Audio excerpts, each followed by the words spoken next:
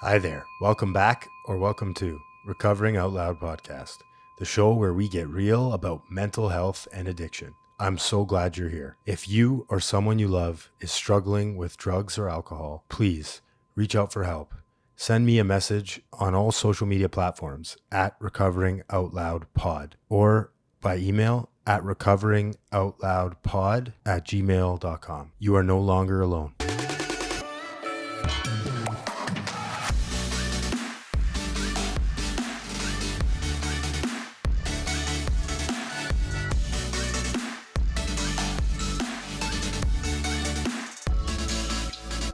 Oh, okay. And so who tapes your sets? Like, who is that? I set that all up. Yeah. You really? So you Yeah. don't have a guy that so you just set up a camera on a tripod and run your set and. Yeah. And then I have mics that I plug into that, and then a mic that I bring up on stage. That's awesome. Yeah. Wow. And then you clip your own stuff and put it on socials. That's the part that I could get someone to do for me. Yeah. You're now the third comedian I've had in here. Nice. So I appreciate you. I think you know a few of them. Who are the other ones? I had Andrew in here. Yeah. And then Mark Anthony, who I've known him since high school, and he's a great dude, man. I didn't know he was sober. No, he's not. He's not. But I was like, I got to have this guy on here. Yeah. And he fucking he just made me laugh. I love comedy, dude. I fucking love stand-up comedy. And I'm really happy that you came down, Braden. I appreciate you. But yeah, we'll get into a little bit about your journey and how, what brought you into sobriety. But I also want to know about like the comedic process and like what that's like doing sober. So I guess we'll start off just, why don't you tell us like a little bit about growing up and what that was like and how you found your first, it was drinking, right? Was your thing? Or yeah, for the most part. Yeah.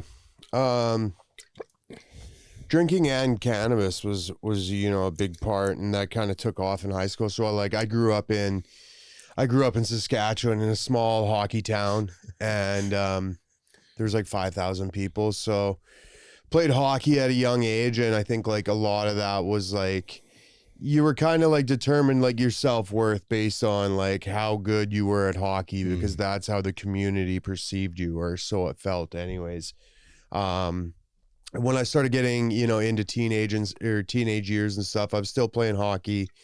My dad, he worked a lot. He worked in oil and gas. My mom was stay-at-home mom, and I had a good family. I had a good upbringing, but there was a lot of chaos. There was a lot of drinking in the household. There was a lot of fights.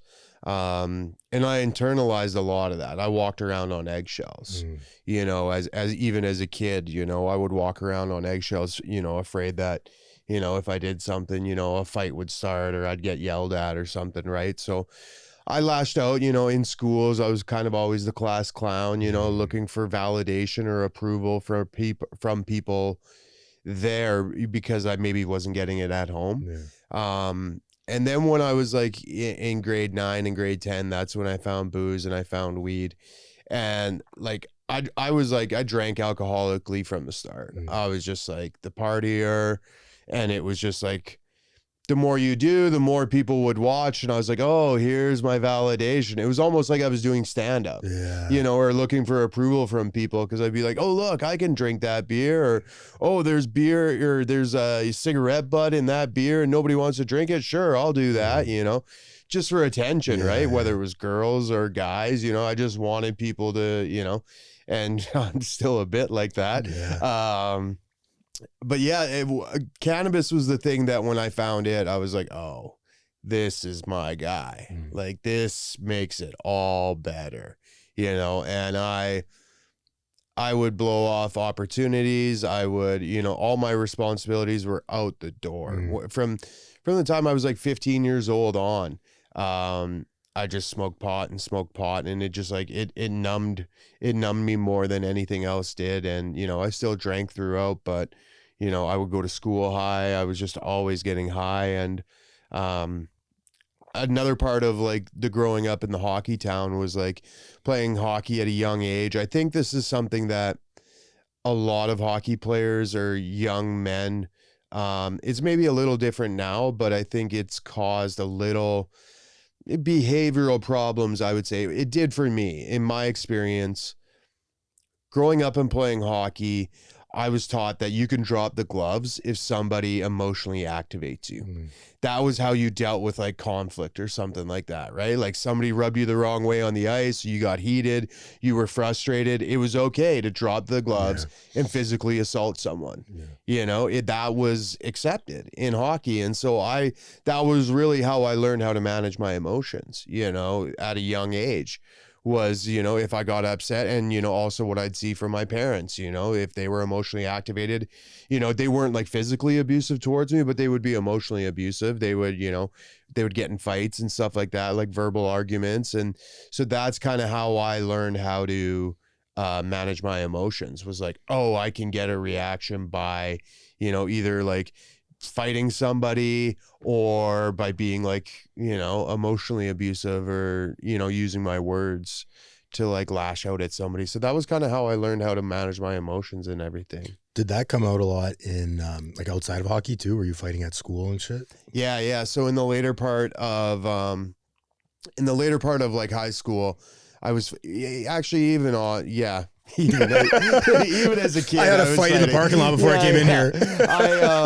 I fought a lot when I was a kid, and when I was in high school and stuff like that. Like I remember we would play like street hockey games, you know, and I'd end up fighting somebody, or I'd go to a buddy's birthday party and it would turn into like me fighting like the three guys there, and like generally because it was just like I got to a point where I couldn't handle what was going on, and then it would just like the fisticuffs were out, and yeah, that was like, it really came to a spearhead when I was in high school. My parents, they got a divorce. It was a messy divorce. They separated. And after they separated, I was in like 3 or 4 like major fights within like a couple weeks. Like the cops were involved, and I had like, you know, those charges got dropped, but they were like, you know, I fought a guy in the lobby of our like hockey rink, you know, kids were running around and I'm like fighting this guy. Like I just had there was no brakes on that. And so, yeah, I started lashing out at people basically because of what was going on at home.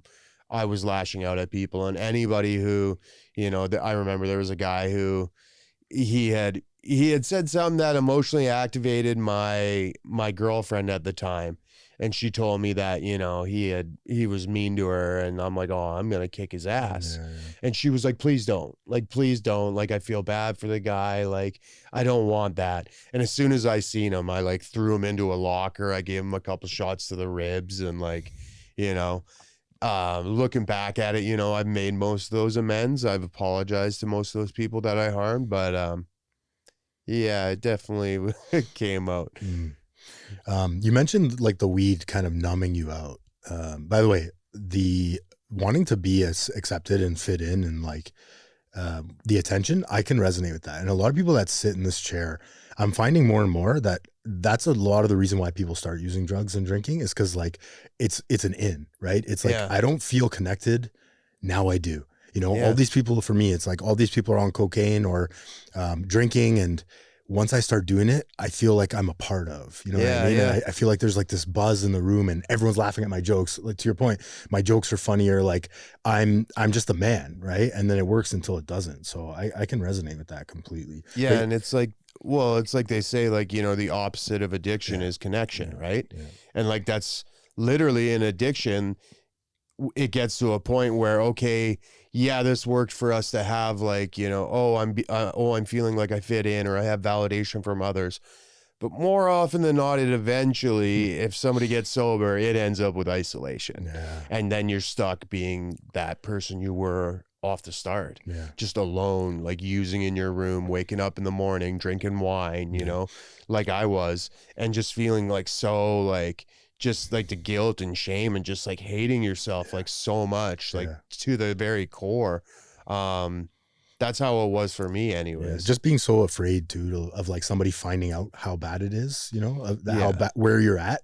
I remember being at a party one time, and you know, we were all doing lines in a room, and I put mine out, and it was like 3 times bigger than everyone else's. And I noticed that, right? But I didn't, it just, Like, that's what I need to do. You know what I mean? And I remember one guy looked at me and he goes, "Yo, like, you're going to do all that?" And like, I'm getting goosebumps thinking about it, because those were the kind of things that pushed me into isolation, where I was like, oh, I can't, like, I'm not like everyone else. You know what I mean? Like, these guys are doing coke like once a month, maybe at that time. And they're going home at the end of the night. Right. I'm finding the after hours and, you know, drinking till I can't anymore. You know what I mean? Yeah. So that was a moment for me where it was like, something's wrong here. This is different. Right. And then to your point, you get that guilt and shame of like, why am I so fucked up? Right. And what do I do about it? I can't. Yeah. Why am I unique? Yeah. Yeah. And that's where I feel like that's something that, you know, with me being in, I've started to realize that, like, oh, I'm not unique. Yeah. I'm not fucking, I'm not special. Yeah. I just have this thing. I have this disease of, you know, I would say addiction, not just alcoholism. I have addiction, like the disease of addiction. I mean, to me, it's all the same. Whether it's gambling, whether it's women, whether it's tuna. I got addicted to red tuna sashimi the first time I got sober. That shit's good. Oh yeah, like at 1 a.m, I'm ordering up tuna, and like my girlfriend at the time's like, "What are you doing?" I'm like, "I need it. I just need it." Like, you know, anything that makes me feel better or takes me out of my comfort zone, I'm all in on it. And I can't do it in moderation. Yeah. I can't. Yeah. Or Timbits, right? Timbits is a big one. You made a video about Timbits the other day. I was dying. I go through all these different little things when I get sober, and I'm like, oh yeah, this is where I'm like really, and then I go, oh, okay, this is a problem. I got to cut that out, you know? But I mean, to have the self-awareness is that's the gift of recovery, right? Is Big like, time. Okay, I'm doing this thing. You can kind of like zoom out a bit. Yeah. I'm doing this thing. This could get out of hand. It's not going to kill me, but this is the pattern is what leads me down the road, right? Yeah, and I think it's a mix of like when you get sober is like finding what things can give you that dopamine rush or give you that addiction thing that you're looking for that are healthy. You know, like working out.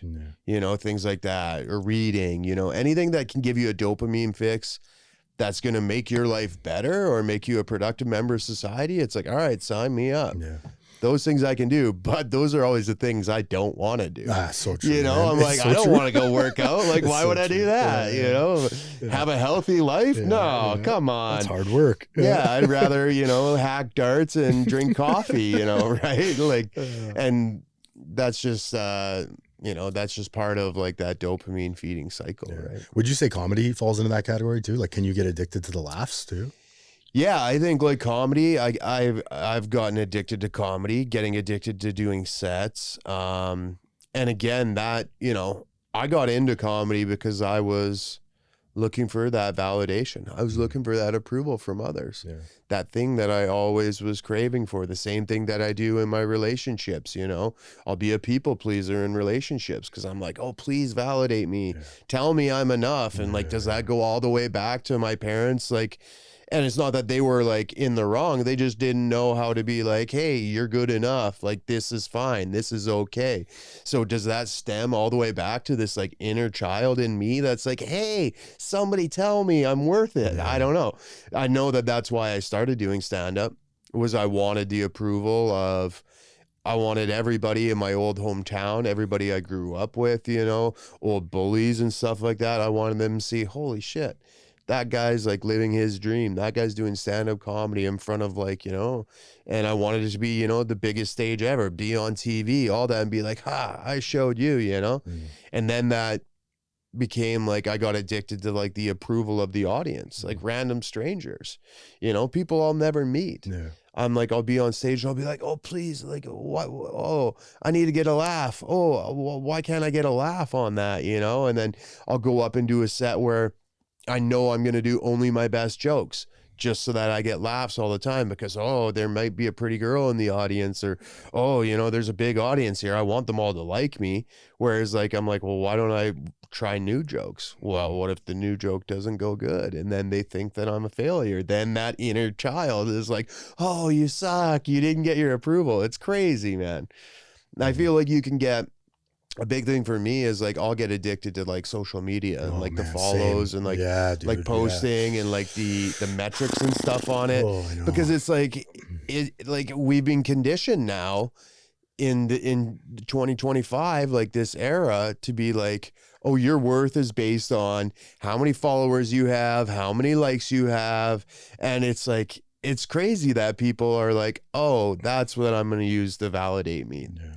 That's what I'm going to use as a metric. Yeah, no, absolutely. I agree 100%. And especially if you do it sort of full time, right? Yeah. Like there's a lot of people that kind of half-ass use Instagram for still to check, like my wife, she uses it just to check what her friends are doing. Like Yeah. I used to be like that and I kind of miss it, to be honest. Yeah, no because kidding. now I'm like doing it full time, and yeah, it's like I have to check myself every day, dude. Like I literally journal about it because it's frustrating. It's like, how do I just let this go? Like it doesn't matter. I'm putting out content that is hopefully helping one person, and in your realm, helping people, whether it's laughing, because dude, laughter, fuck man, I can't tell you how many times I've been like in a weird place, whatever, emotionally, and I've laughed at a video and I forget about my problems for 30 seconds, right? Yeah. So but yeah, I mean, it's really difficult to kind of just let go and put it out there, and whatever happens, happens. Like it sounds so easy just to talk about and to surrender, but surrender is it's a bitch, man.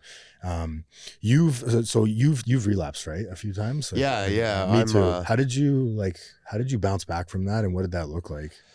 So this recent time that I relapsed was 37 days ago. I had a slip. It was one day. I had some stuff going on. I don't even know what it. I got into an argument with my mom, and then my head went to, oh, I need to pick up a drink. Oh, I need to numb this. I don't want to feel how I'm feeling right now. But also I knew in that moment that, okay, if I pick up or I drink, you know, that's going to lead to me dying. That's going to lead to me dying. I didn't care. And I said, the way I was feeling, the shame and the guilt I had in my chest, I listened to all these voices in my head saying, you're a fuck up, you're a failure, you've treated everyone terrible your whole life, like you do deserve that, you know? So yeah, drink. If you end up dying, good. You know, good for the world, and that's where my disease takes me. Yeah. That's where my disease and my like stinking thinking, so to speak, this fuck it, will take me. Fuck it. Yeah, you know? Fuck it. And so then I drank, and then it was crazy because I had a bunch of people. I do online meetings a lot, Monday and Friday, Thursdays, and they're guys kind of scattered like LA and here. You know, in Toronto and kind of all over North America. But it's a really tight-knit group, you know, and all these guys started calling as soon as I told my sponsor I drank. They were all calling, and I'm like, oh, why weren't you calling, you know? Why weren't you calling last week? You know, why didn't you pick up when I called you last week? But I mean, that's, you know, everybody gets busy, and that's like, is that me? The thing is when you drink or when you relapse after you've had time, it's not fun. Yeah. Like there's nothing worse than having a belly full of booze and a head full of recovery because you're just like, I don't want to do this. Like, you know, and you know how guilty it is. You can't have fun doing it.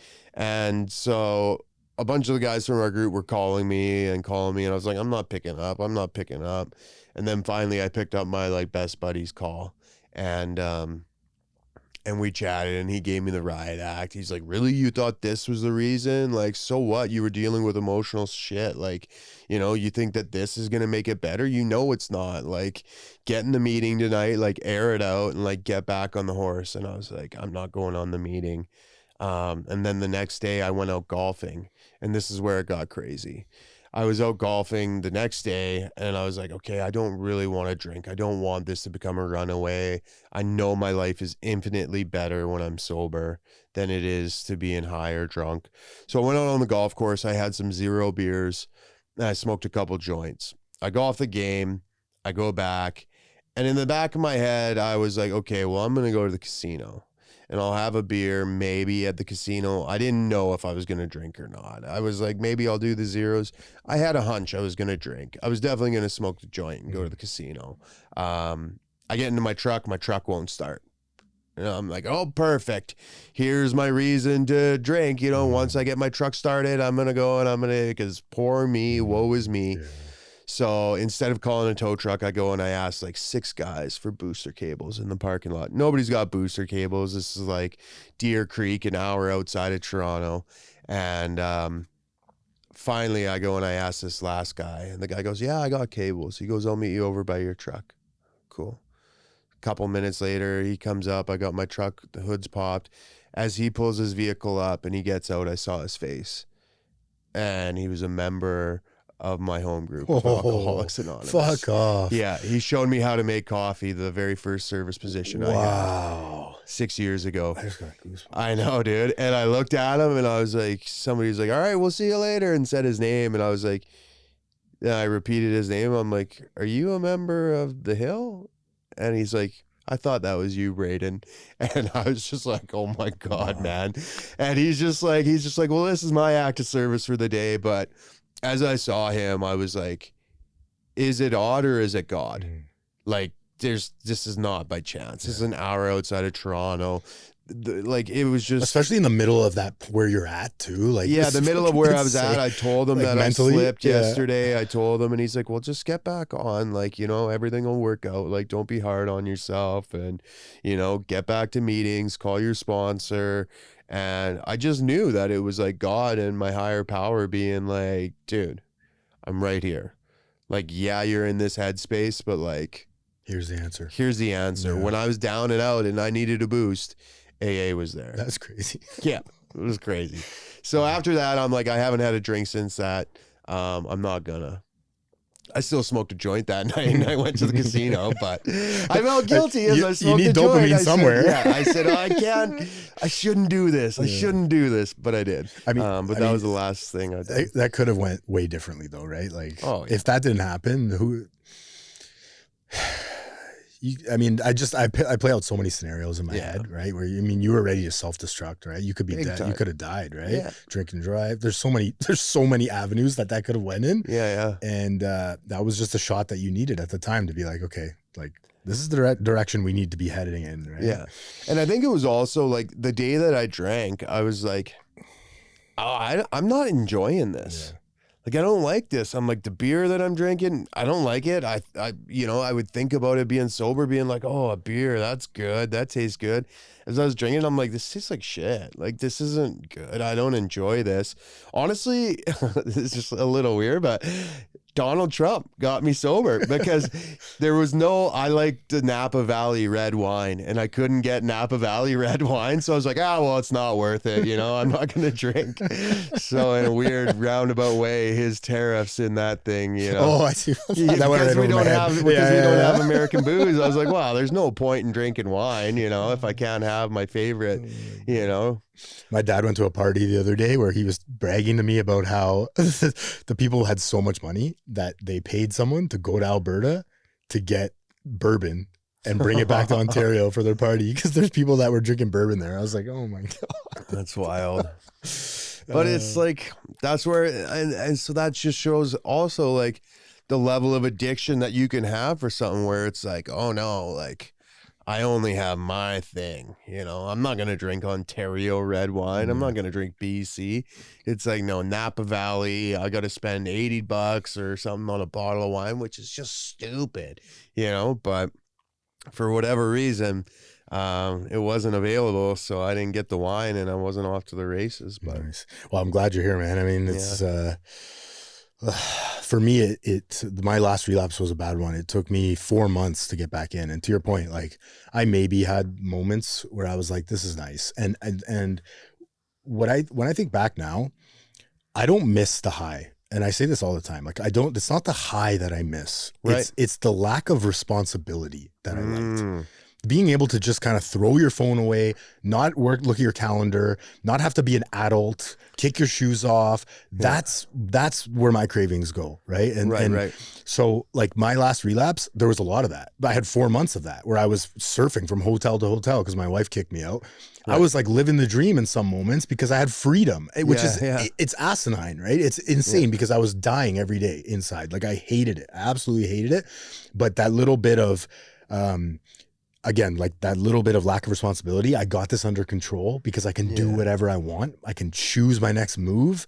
That's what it is for me. It's like this illusion of control that drugs and alcohol bring me, but it's absolute chaos, right? Yeah. Absolute chaos. And yeah, to your point, it's like, I was not having fun, but it was really hard for me to go back to rehab the third time. And I'm happy I did, because I mean, I got to a point where for one, I ran out of money. I didn't run out of drugs. I ran out of money, and I would have found a place to keep going. But I was just at a point where I was getting kicked out of the Royal York downtown because I couldn't afford to stay another night. Yeah. And I think I've told the story before, but I'll tell it again quickly. I'm sitting in the lobby and I'm trying to like move funds around on my phone to like stay there another night because I wanted to keep going. And it was just so exhausting, dude. Like I was so exhausted. I had ordered Uber Eats, and similar situation where everything was just going wrong. Like the guy delivered my food like 6 blocks down. I hadn't eaten in like, 24 hours. I had to go and get my food. Like it was just all these things were just like, dude, just stop. Like, you have a rehab bed waiting for you. Just, you know what I mean? And couldn't find money, all this stuff. And they're like, sir, we're gonna have to like clear out your room.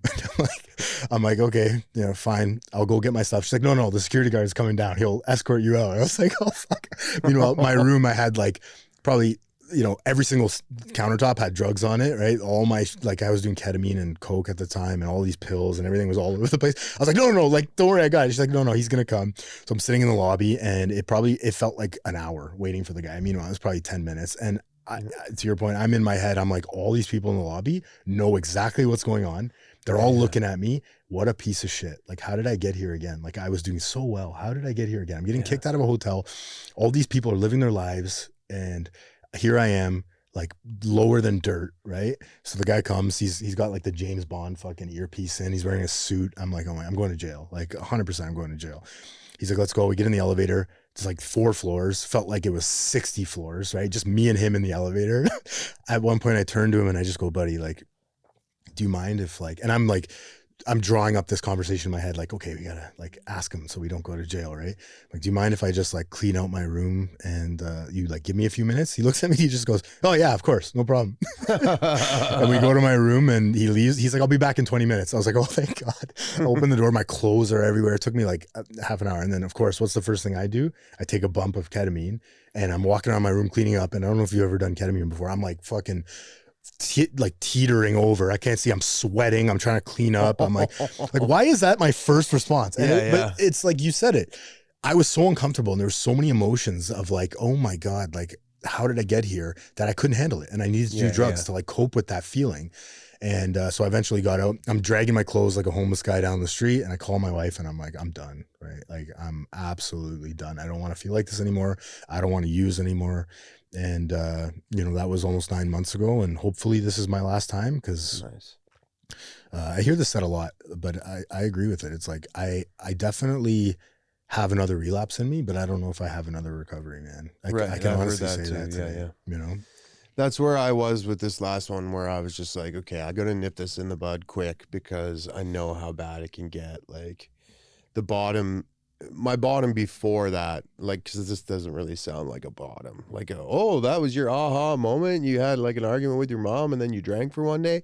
The bottom came like months before that, like last summer. I had like, so long story short, like I got ran over by a car when I was I was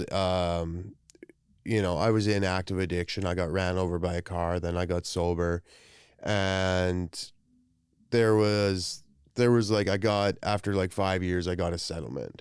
And after I got that settlement, I like went off. So dangerous, man. Like it was just like, just giving that amount of money. Much? Yeah. And I was just like, oh my God, dude. So I was all over the place, man. I went to Costa Rica for a month. I went to like Scotland, Ireland, Portugal for 3 weeks. Went to Mexico twice. Dude, I was drunk one night at a fucking comedy bar. I was drunk there. And in the morning, I woke up on an airplane landing in fucking Mexico. I booked a trip to Mexico while I was black. And you got yourself there somehow? Yeah, I got there, got on the airport. Like, we're efficient people. The flight. Oh, yeah. We're determined. Well, I think what it was I had been cut off a couple months before. I got cut off of the one flight. I can't remember if I got kicked out of I don't think I got kicked off the flight, but I definitely wasn't allowed to sit in the one seat. I think maybe they kicked me off the flight. I can't quite remember how it was. I think it was I had paid for the emergency exit, and then they wouldn't let me sit there because I was too drunk. That's You're not helping anybody. Yeah. They were like, "You're not gonna help anybody." I'm like, "Yeah, I am." And I got this. so I think I was so like hyper aware of that I like went through all the motions, and I was like, "Oh, I'm gonna be like, I'm good." And I like came to on the plane. We were like just landing, That's and I kind of crazy. came to, and I like looked at the girl next to me. I'm like, "Are we landing in Mexico?" And she was like, "Yeah." I'm like, "Fuck, I knew it." Because I'd been looking at it the day before. I'd been looking at flights, and it was like, it was a cheap flight, and like, you know, I was like, all right. And so then I was like, I didn't know though. I landed, and I'm like, fuck, did I book a hotel room? Did I book everything? I didn't know, man.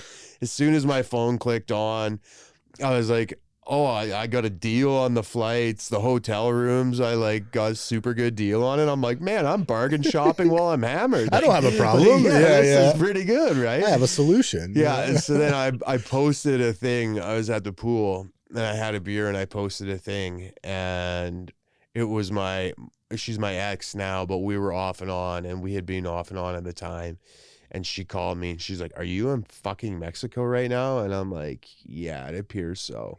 And she's like, "I am so disappointed in you." Like, she just gave me the riot act, and I was just kind of like, whatever.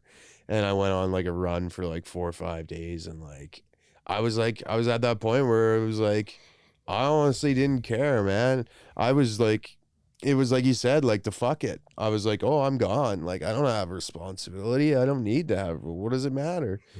Like, oh, I'm going to do the same thing back in Toronto. I might as well do it on a beach or a hotel in Mexico, right? And so I blew all this money over like a 2-year period. And then last year I was in New York. I went down there for a comedy show, and at the comedy show, I started doing blow with these guys. And then that night we're doing blow till like 4 a.m. downtown, like Lower Manhattan, New York. Like, I don't even know how I got home. Like, anyways, I get back to the hotel, and this story's crazy. I'll match like your hotel story, the shame of it. So I so I'm staying downtown Times Square, New York, and I get back to the hotel. It's like 3 a.m, something like that. I got a bag, I got a bottle of wine, and I got some joints.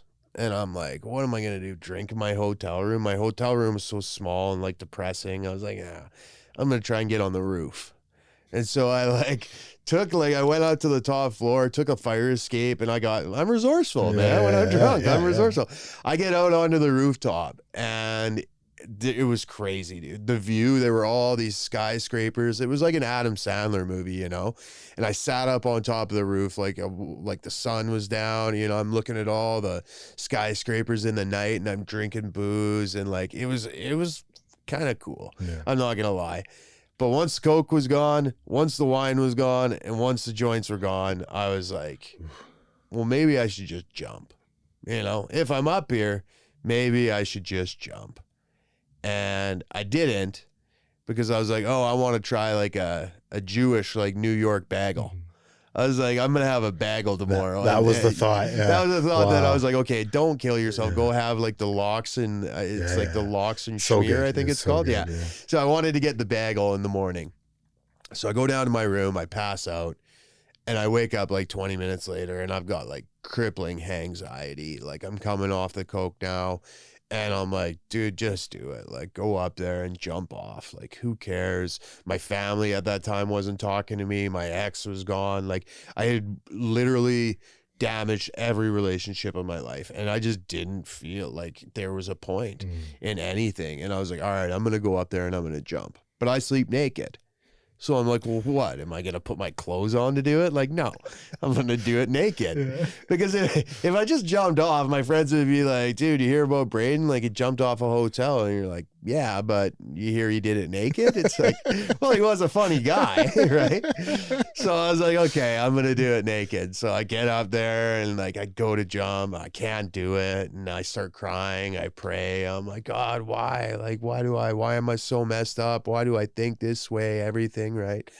And I'm like, okay, I've decided I'm going to live, you know, I'm not going to jump. But now I go down to get back in my room and my room's locked. And I'm naked. And you're naked. Yeah. So it's all like 4:30 in the morning. And I'm like, well, 4:30 in the morning, I'll be able to go down to the lobby. I'll just go to the front desk and get a key from them. Like, that's my only option. I don't have another option. Tried kicking the door down. Didn't work. So I go down the fire escape and I like walk down the stairs. I found there was like laundry hamper. I found like a hand towel. Why did you have to? Oh, from the roof you went down the laundry. Yeah. Okay. So I went down the stairs, right? And I didn't want to go down the elevator. I was hiding, man. Yeah. I'm naked. Yeah. And so I'm like going down the fire escapes and I found like this laundry thing and there wasn't like a full size towel. It was like a little hand towel. So I like just barely wrapped it. Like couldn't even cover me. It just covered my dink. And, so I got that and I get down into the lobby and I'm like, all right, just run up to the front desk, get a key, no problem, right? I step out of the fire escape stairs and Times Square, New York, 4:30 in the morning, 70 people Just in the bumping. lobby. Bumping. And I'm just like, I should have jumped. I'm just like, what the fuck am I going to do? So I look over, the elevator was just closing. I like jumped into the elevator because I'm like 70 people staring at me naked. Jump in the elevator. There's a couple in there and they're like looking at me like, what the fuck? And I'm just like look down. I think I maybe said something smart to him, like, good morning. Or like, you know, I don't know. So I get to my floor. I go up to my room and I like just try like breaking down the door. I'm like banging on it, still naked. I'm like, fuck, gotta get in. I can't get in. So I go back into the fire escape and I'm just on the stairs and I just like broke down and I just started crying and I was on my knees and I prayed and I was like, God, I'm like, get me out of this, please. I'm like, please, I'm sorry. Like, I'll work out the relationships with my family. I'll get sober again. You know, I'll work on my mental health. Like, I'll do therapy. Like, please just get me out of this. I need you right now. Please get me out of this. As soon as I said that prayer, I walked down one flight of stairs and on the side of on the wall, there was a phone just sitting on the wall, a phone, and right above it said lobby. Oh my God. I pick it up, it said lobby and I pick it up and this girl goes, front desk. And I'm like, I got locked out of my hotel room. I'm naked. And she just goes, we'll send someone up. Like she's heard it 100 times before. But I swear, if he went there right now, that phone's not there. That was my God. Like, that was my higher power. He put that phone there. He bailed me out. And at that time, I was like, that was the bottom. Like, that was like really, really bad. That was the bottom. And then I was like, okay, I didn't get sober right after that. You know, I went to not a psychiatrist. I should have went there. I went to, what's the palm readers? A psychic. Yeah, afterward. Yeah. I went to one of them the next day and I was like, let's see if she knew what last night was like. But so the wheels were back in motion at that time because I had 2 years before that. And then I went out and it was like 3 years and that's where this like really came to. Man, that's crazy. I mean, it's like, as you tell that story, you know, you can laugh about it and it sounds like, you know, it's just one of those stories. But even as I tell my stories too, it's like, you remember what that was like, you know, and those feelings, like not a lot of things in life bring that amount of chaos in your brain and your emotions, and it's just a horrible place to be, right? It is. It's a horrible place to be. And then like, I'm gonna kill myself, I'm not gonna kill myself, like this back and forth. It's just like, that's where addiction brings us, right? That's where addiction brings us. But I mean, if everybody had one bottom, like there'd be a lot less treatment centers and a lot less, you know, addiction resources because we wouldn't need it. We're stubborn, right? And addiction is patient, it's cunning, it's baffling, it's powerful. So I can resonate with that for sure. That's hectic, man. Yeah, it was nuts. What's comedy like today? Like, what have you been? So, did you used to do stand up like Hammered, or have you all? Yeah. So, what's how is that? What's that like? The difference? I don't. It's weird because I felt like I was always like drinking or something gave me an edge when I was on stage. I always thought that I'd do well, you know, when I was drunk, but there's definitely shows that I didn't do well when I was drunk, but I didn't remember them because I was like, oh, who cares, you know? Mm-hmm. But for the most part, like I did do really good when I was drunk. And I told myself that, like, oh, I need to have a couple beers before I go up. Oh, I need a little buzz on to get up. Because when I go on stage, if I've been drinking, my Saskatchewan comes out like way more, bud. Yeah. And on stage, like people kind of like that, Yeah. hearing like a little different. Especially if they're not from. Yeah. So I always thought that it gave me an advantage. But now that I've been sober and I perform, I'm like, oh no, like it's just like anything that you think you're better at drunk, like you're better at it sober with like a full brain and like a full, you know, emotions not being numbed. Like that's a big one is like pot. Like I'd always smoke pot before going on stage, and then like I'd have a good act, I'd have a good set, but like I'm also like numbing like, you know, 50% of my emotions, you know, before I go up there. I'm not being like energetic and I'm being like, yo, you know what I mean? It's not you, right? No. Like, so now that I'm like completely like unfiltered and it's like 100% raw coming from the gut, it's complete sober, emotions and stuff come out. I'm like, my act is way better now than it ever was. My brain's quicker. It's like it formulates jokes faster.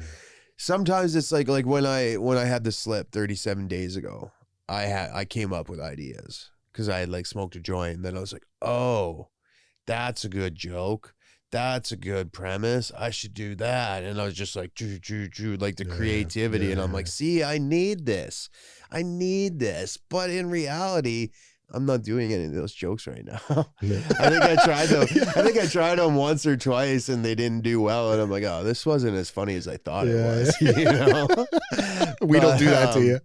Yeah, I do perform better. It's tough managing sometimes the emotions of it. Like if it's a big show, the nerves come in, and it's like, oh yeah, I got to get used to like being nervous again, you know? Yeah, that's tough. Yeah. But being nervous and going on stage can play in your favor. Like you can take those butterflies and like fly, the butterflies in your stomach that you have, like that nervousness, and you can like you can ride them. Like you can fly with that nervousness. Like it makes it better, I find. But it is tough, like sometimes even after doing really good on like a big packed show, you do really good and then you come off, you're like, holy fuck, like you get a kick. Like being on stage in front of a crowd of audience is like a high in itself, you know, like you get a dopamine rush from it. So when you come off, your heart's just like boom, boom, boom, boom, like just pounding. I've been managing it for the most part now, but it's more so the atmosphere could be tough too. Managing, like, you know, you're hanging out in bars with other, you know, friends who you used to drink with all the time, and they're drinking, and everybody's respectful. Nobody's being like, hey man, have a shot, like, you know, oh, what are you doing? Like everybody knows how like I fucking burned my life to the ground from drinking, so they're not going to be like, yeah, that'd be a good idea for Braden to relapse. Like everybody's like, no, I respect that you don't, and everybody's like happy that I don't. Because I'm a better person when I'm sober. But it is tough navigating, you know, being around certain people, not certain people, just people drinking. You know, I can handle it, I can take it, but then once people get it, once it's like 11 o'clock at night, and you see a little more sloppy, or people start grabbing you, it's a thing. There's a switch, and you go, oh, it's time for me to go. Time for me to go. Yeah. And I mean, that's the difference now too, for me too. I don't really go out to clubs as much as I used to when I first got sober, because I do love dancing. I love music. I don't really go to bars, because to me, like, so I have to have a motive before I go anywhere in sobriety. And like, I have to have the right motive. I'll say that. If I'm going, as it says in the literature, like if I'm going to things to steal vicarious pleasure from people, you know what I mean? Or I'm just going because like, you know, I miss drinking and like, I just want to be a part of the buzz or whatever. I try to go now. I try to go in with the motive of I'm going to bring good conversation to the party. And because I enjoy conversations. Why I started a podcast. I enjoy good conversations. There's a lot of interesting people out there. Right? Yeah, for sure. But I have to check that shit before I go, especially with nightclubs, especially because my last relapse, I spent a lot of time going to after hours by myself. Yeah. Like, you meet the odd person in passing, and there's a lot of interesting people out there that are, in denial, or maybe not in denial. Maybe they're, I don't know, it's not for me to say. I've met some very interesting people in that lifestyle that I don't miss whatsoever. But yeah, so I try to, like I said, try to have a good motive before I go. And if I'm going with any other reason other than like, I'm going to just enjoy the conversation, then I really don't, I try not to go. But to your point, there is a point where there's no purpose for me to be there anymore, because people have passed that threshold. People start turning into zombies in the with respect to the clubbing scene, but with the bar scene or anything like that, there's comes a point where people just kind of turn off, and you're like, I've gotten everything I can out of this situation, and time to move on, right? How do you handle? I'm assuming you've bombed before, right? Never. Everyone that comes here, but I'm always curious to like. Because like a lot of people handle it really well, and what's that like, and how do you kind of bounce back from that? Yeah, I mean, I'm someone where I'll say I don't bomb often. There's a few bombs that I remember, none that I can really remember in sobriety. I don't think I've really bombed in sobriety. The worst bomb I had was in Edinburgh Fringe Festival in Scotland, and I was blacked out drunk. Like, I wasn't blacked. I knew it was happening, but I was like, that whole festival, I was drinking nonstop. I was doing coke. I was smashing Guinness. Like, I was off the rails. I had lost my voice, and I did a show in front of it was sold out. It was my own show, sold out. 50 people. They were all from South England. And off the start, I called them cunts, but I meant to bring it back onto me and be like, oh, I'm a cunt too. But I didn't do that. So all these posh, London, South England people, preppy, Oxford folk were like, he just called those cunts. And I did a show it was 55 minutes straight, and they maybe laughed twice. Oh, that's rough. Yeah. Twice. Yeah. People got up and left. This family got up and left. And I was just like, man, I was trying to give them everything. I was rasping my jokes, and I'm like, hey, why won't you laugh? And I just kept going and going. And I was just like, at the end of it, I went, thank you. I mean, Braden Lynch. And not one of them clapped. Oh my God. I turned my back on them, and I just put on music, and I waited, and I kept looking until they were all gone. And then I left, and I was just like, what happened? And then I numbed myself that night. I kept getting drunker, and I was just like, I think there was a part of me that was like, no, go home early. Because I took it bad. I was so in my head, just beating myself up. And I was like, what happened there, man? All the other shows had been good.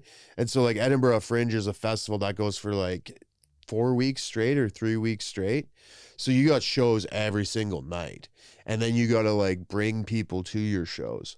So I woke up the next day and I was like, all right, tomorrow will be better. Bounce back. I sold out the next night. And it was one of the top 10 sets of my life. I had laughs I'm like, how did it go from massive bomb to being oh, I'm a superstar? And I don't know how I did that, but the thoughts and stuff in my head at that time were oh, you should quit comedy. You suck. You're the worst. Of course they hated you. You hate yourself. All those voices, man. And it's tough when that happens. Even so I've been doing more acting now. And I've been learning that I have to do that with acting, because there's just as much rejection. There's more rejection in acting than there is success. And I've gotten a few gigs, but, even last week, I thought I booked a commercial. They asked if I was available for the shoot date. And I'm like, yeah. I'm in the avails. That means it's between me and maybe one other guy. And so I'm like, yeah, I got it. I'm sober again. Things are going good, and that was on Friday. Then this Monday came, didn't hear from him. Tuesday, didn't hear from him. And then it just went to, oh, you're a piece of shit. There's that rejection. And like, I'm the worst with rejection. And I'm just like, oh, you're going to be alone the rest of your life. You suck. You should quit acting. Nothing's going right. You're a loser. And I just listen to all those voices. And it's tough, man. I've been talking to my sponsor about it. And he's like, yeah, but those things aren't true. He's like, you are a success. He's like, you got to the last stage before booking the commercial. It was between you and one other guy out of probably 100 others. Like, you are a success. You didn't drink today. That's a success. Yeah. Like, Yeah, he's like, stop like beating yourself up. And he'll always say that. He's like, there's nothing I could say to you that is worse than what you say to yourself. So true. And it's like, that's just true with every alcoholic or addict, right? Like, we just beat ourselves up nonstop. So that's a part where I'm like, I'm still learning how to navigate that a bit. I'm still trying to grow in that a little bit and be like, oh, there's rejection there. Or, oh, that person doesn't like me. Oh, that woman doesn't want to date me. How to like just be okay with that without this inner child, this inner kid going, see, I told you we were a fuck up, or we're like, whatever. Or like, I just want to be loved. Like, I don't know, man. I try and do it. Like, I've noticed if I have my regular routine, I do my gratitude list, I pray, I meditate, I find it easier that I can catch those voices when they start coming and going, oh, that's not true. You're here. You're now. Yeah. You know, where are you? Here. What time is it now?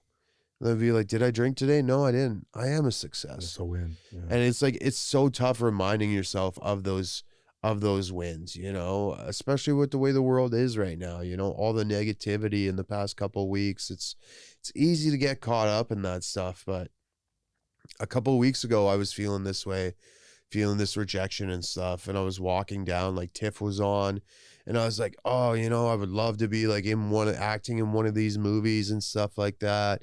And like, oh, I'm never going to get there. I'm a failure. Voices in my head going. And I just stopped and I was like, dude, you were in a movie last month. You have an agent. You consistently go for callbacks. You're doing stand-up comedy. You have a comedy tour coming up next month. You're recording an album. What do you mean you're a failure?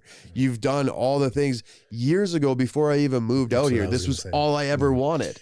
I had wrote down on a piece of paper, I hope, I wish, one day, I wish. I would wish on like 11/11s on Shooting Stars. I would say, I wish that I live in Toronto and I act and I do comedy and I have a condo downtown. I have all those things now. Yeah. So it's why crazy. If I have all those things that I wished for 10 years ago, why, if I have the life that I wish for, do I still find a way to be like, you're a loser, you're a mess up, you're a failure, you suck, you don't have any, like, what? Yeah. What do you mean? I'm literally living my dream life. Yet I convince myself every day, my disease rather, or my negative thinking convinces me every day, or tries to convince me every day, that I don't, and that I'm a failure and I need to worry about something. Yeah. But that's also an indication of being like, oh, well, maybe I'm not in the moment right now. Maybe I'm not in the present. How can I bring this back to, like, you know, getting out of my head? And that's where I think when people talk about like service in the program, that's a huge thing because it gets you out of your head. And, you know, and that maybe that's where I'm faltering right now. And, you know, even just saying this out loud right now is kind of like a check and balance for me, being like, oh, maybe I should do more service. Maybe I should help more people, you know, then I would get out of my head instead of waking up and going, oh, I need to do this. Oh, I need to do a tour here. Oh, I need to get success on this platform. Or why don't I have this? Or why don't I have this? Why don't I have that? I can relate so much, man. It's so hard for us to be grateful. Like gratitude eludes me like every single day. And that's why the gratitude lists are so important, because one of my favorite quotes too, as you were saying that, and I can relate to that so much, but one of my favorite quotes, and I wanted to get this printed on a t-shirt. It was like, remember when you wanted what you have now. And you said that, right? Yeah. It's like, there was a day where you're like, dude, I'd do anything to fucking get in a fucking movie or get to Toronto and now you have it. And it's like, yeah, well, what's next, right? Yeah, You're like, what's next? what's Yeah, behind, what's the, because it's never enough. The material things are never enough, and that's why gratitude comes in and plays such a big role, but it's really tough, man. So I appreciate you saying that, because I think a lot of people can resonate with that, Yeah, I think so. Just being happy where you're at, being where your feet are, it's a skill that needs to be practiced every day. I have a tough time with the gratitude list. Like, I'll find that I'll just say the same things every day. And like, it still works. Yeah. Those are things I am grateful for. But I'll be like, is there anything else? Surely there could be something new I'm grateful for. Yeah. Then it's like, I'll write down weird things on my gratitude list. Like, I'm grateful for, my ex and causing, the toxicity that she did, because now I've changed, I'm grateful for my life experiences that made me hit a bottom, like, which is like, some people think that's counterintuitive, but I think that's a good thing. It's kind of like a remember thing, Yeah, that adversity is a gift. Yeah. You just don't see it yet, right? 100%. No, it's amazing, man. Let's wrap up with this, because I got a lot today. Thanks for coming down, man. I appreciate it. Man, Let's wrap up with this. This was awesome. Thank you. If you could say something to someone coming off a fresh relapse right now, what would you say to them? Be kind to yourself. Just, as my sponsor told me, picture yourself as like a newborn baby. If you were holding a newborn baby, there's nothing that newborn baby could do that would make you be like, oh, you're stupid, or like smack it or anything. Like, you're going to treat that with like the most care and love, a baby in your arms. That's how you should treat yourself. Love that. Forgive yourself. There's an old you, and now there's a new you. Coming off a relapse, be kind to yourself, forgive yourself, treat yourself like that new baby, and get to meetings. Get to meetings. Yeah. Go to a meeting every day. Get a sponsor. Call your sponsor. Try and work the steps. And when you're thinking of drinking, call someone. Yeah. Call someone who's done it, who's done the 12 steps, who's sober. If that's not your avenue, if the 12 steps isn't your avenue, just surround yourself with like-minded people. But like, first and foremost, like, be kind and forgive yourself and be loving towards yourself. Love that. Yeah. That's awesome, man. Thanks so much, brother. Appreciate you. Oh, thank you, buddy. Yeah, man. Thanks for listening. Please help us grow the channel and like, share, and subscribe for more content. The discussions and stories shared on this podcast are for informational and motivational purposes only. This content is not a substitute for professional medical advice, addiction treatment, or therapy. If you or someone you know is struggling with addiction, please consult a licensed physician, addiction specialist, or mental health professional. You are no longer alone.